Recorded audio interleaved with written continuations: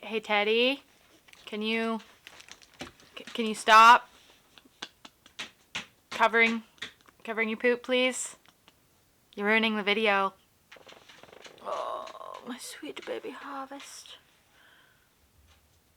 5 minutes later. Hello everyone, my name is Ginger. Welcome to my channel, and today I am bringing you guys a book haul. I don't know what got into me in January, but I have been on a book buying spree.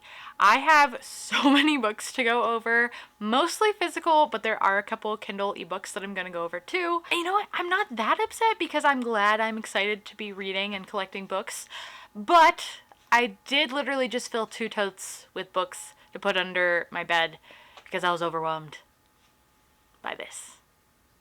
But it's fine.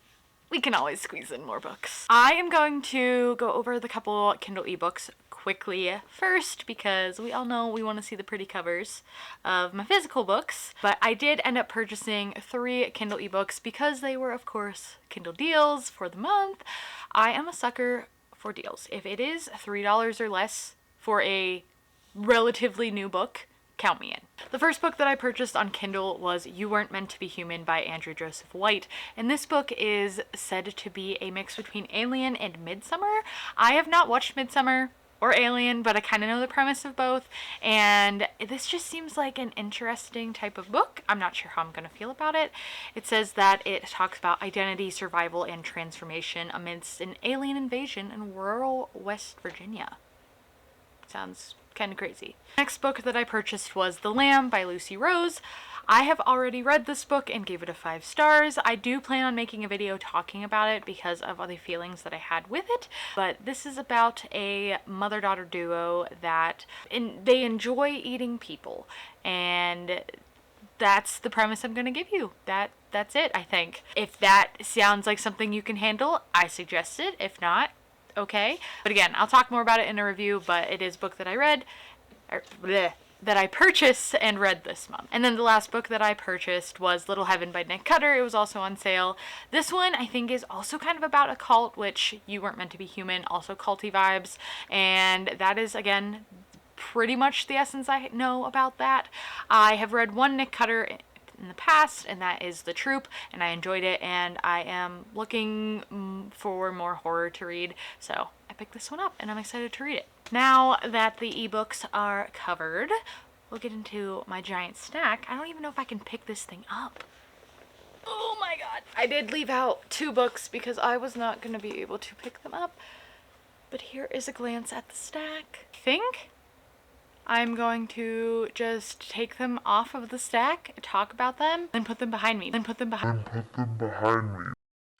But I am going to do them in order I got them and where I got them from. So let me reorganize real quick and we'll start. Okay, my stacks are ready. Let's get into it. So the first book I got this month was at a used bookstore that I visited for the first time in a town nearby me, and the book that I managed to find there was a really great find. It was only $4 and a book that's been on my want to read list for a while now, and that is The Song of the Cell, which is an exploration of medicine and the new human. So a nonfiction book about cells, biology, all that kind of stuff. Very intrigued by learning more about this, going in depth, reading. Now, obviously, don't know when I'm going to get around to it because it is a thick boy and it is nonfiction, and I usually like to take it slow with nonfiction and just, you know, take in the information and actually keep it there. So don't know when I'm actually going to read it, but I am very excited to have it now and have the chance to pick it up when I want to pick it up. While I was in that small town, I managed to stop at their Goodwill because sometimes you find some steals at Goodwill, and I did manage to find White Horse by Erica T. Worth. This has been out for a little bit, and I honestly don't know a ton about it, but I do know it is a historical kind of based thriller. I could be wrong there too. I did pick this one up because I was interested in it.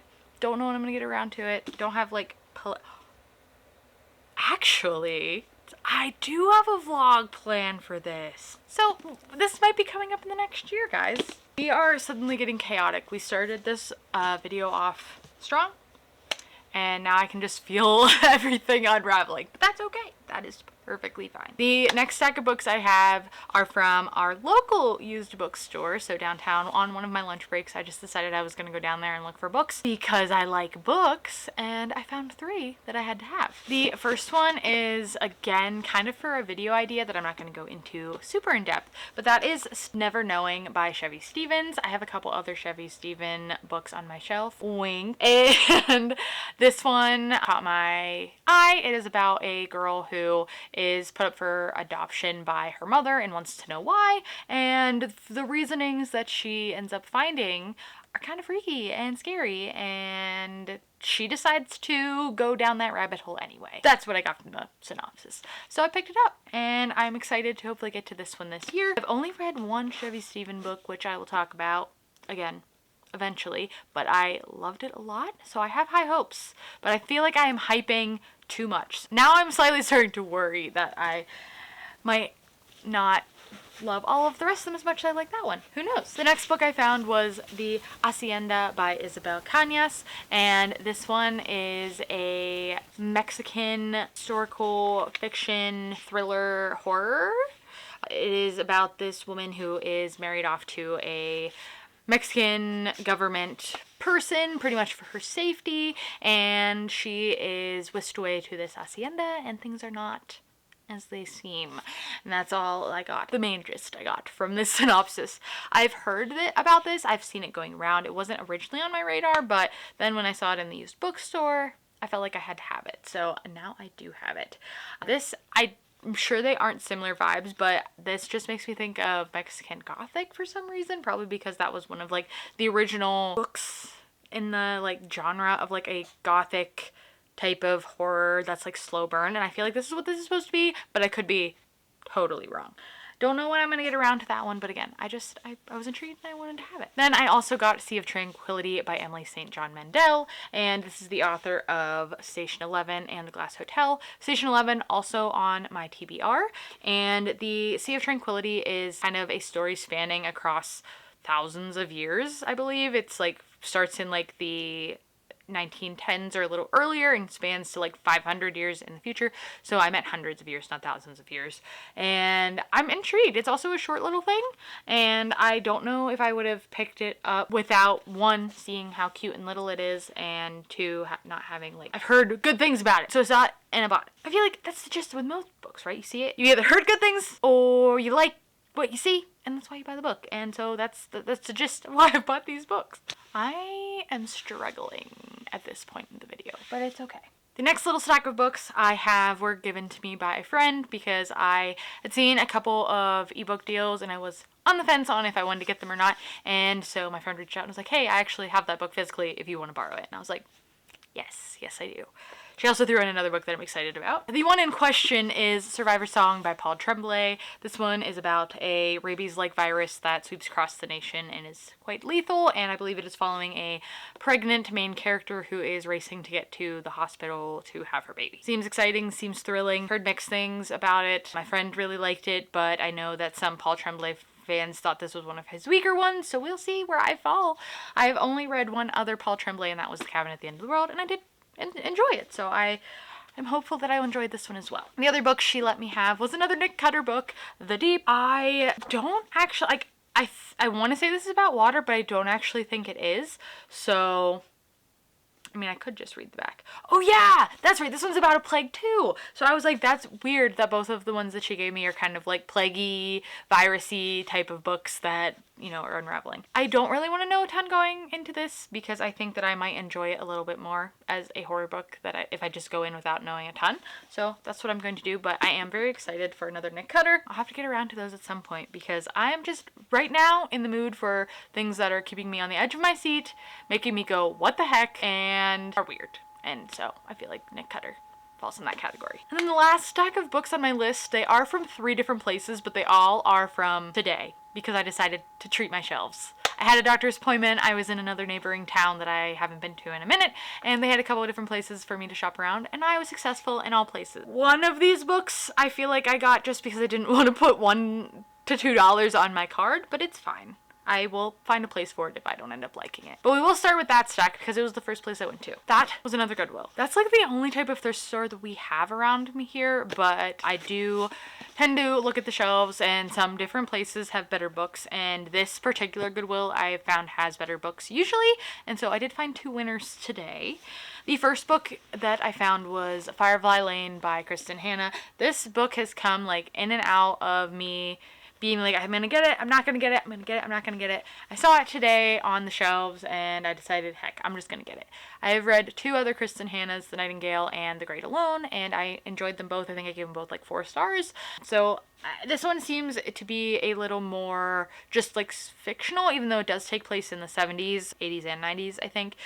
I am getting more of like just a contemporary it's a friend novel, so I'm not sure how much I'm going to enjoy this one versus those other ones, but Kristen Hanna has a very lyrical, beautiful writing style, and I mean that's why she's popular, I would say.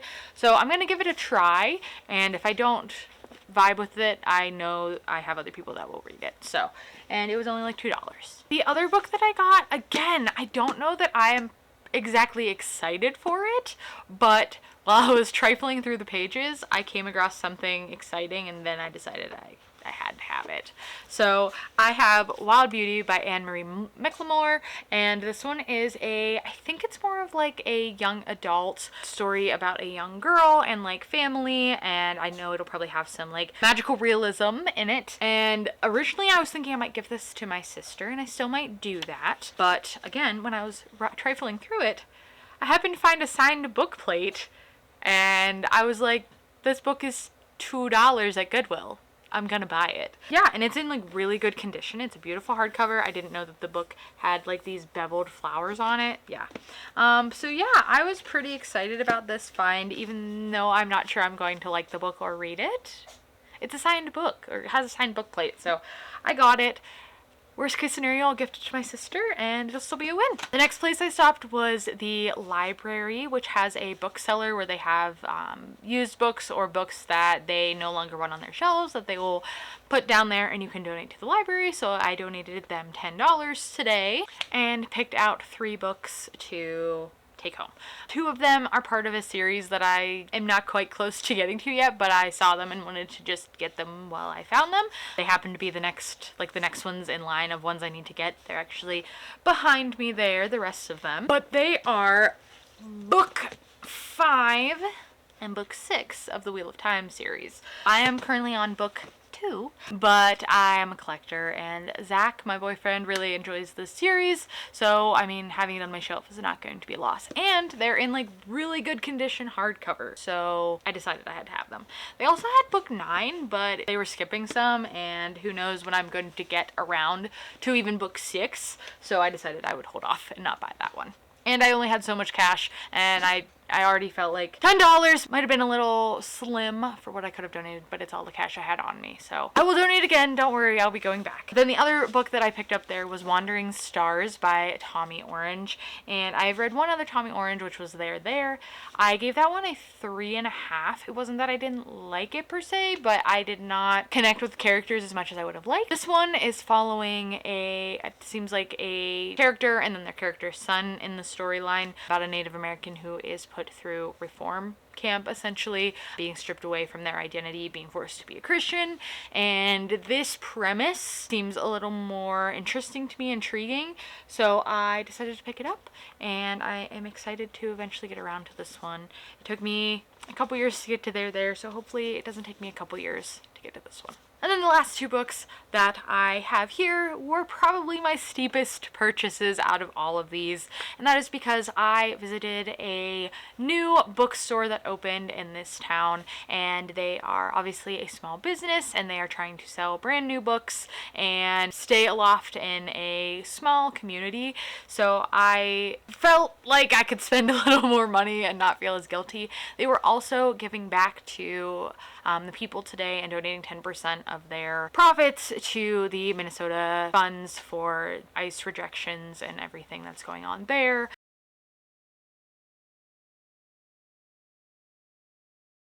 and I totally support that. And if I can purchase books and it helps, then I will do that. So I did manage to get two. One of them is considered a used book and one of them is brand new, which I have not brought a brand new book since I bought the new John Green, but that was even with a Barnes & Noble gift card, so I don't even know if you would count that. I'm also now slightly worried that I own one of these, the used one, on Kindle already, but hey, now I have it physically, so hopefully I just love it.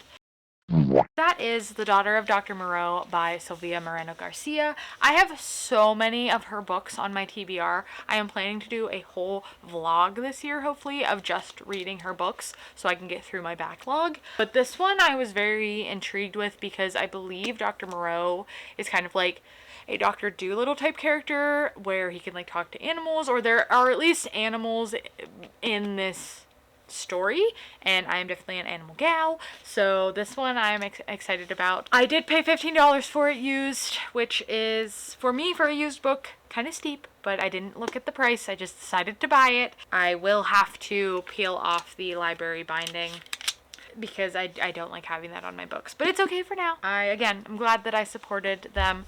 And then I did buy, like I said, a brand new book, and that is At Dark I Become Loathsome by Eric LaRocca. Very excited about this one, actually. I have read multiple of Eric LaRocca's short novellas and enjoyed them, and I am, again, I think I mentioned it already in the video, but I'm very much into like horror and things that make me think and go, that is so weird, or what the heck, and this one seems like it's going to be just that, and other Eric LaRocca's have made me feel that way. This is one of his like actual novels, and it is about a father who's dealing with some grief of both death and just loss, and then finds another character that things start to happen between them, both dealing with their own griefs, and we'll see what happens. Probably scary things that are gonna make me go, what the heck? I hope you guys know that I don't normally say heck. I just am trying to be YouTube friendly and not swear. And I've done a very good job, so I am proud of myself. But yeah, that is all of the books. Those are all of the books that I bought in January. There's technically one day left in January, so could I buy another book or two? Yes. Am I gonna try not to? Yes, especially because I've already looked through all the Kindle deals, so unless they throw a really good one out on the last day, I think we're safe. I do also think maybe I should go on a little book buying ban for a minute, because that was a lot of books, and I really haven't bought books in a minute. So yeah, we need to read some, considering I'm only at 2 for the year so far. Thank you all so much for watching. If you made it to the end of the video, I really appreciate it. Go ahead and leave it a like and subscribe if you want to see more content from me. I am hoping to make more videos this year. I almost didn't make this one, but I decided, who cares if I don't have makeup on? Who cares if my hair is a mess? I want to record a video. So we did. And I'm happy. Thank you again for watching. If any of these books are books on your radar or you have read them and loved them, I would love to hear about it below. But otherwise, I will see you all in the next video. Bye!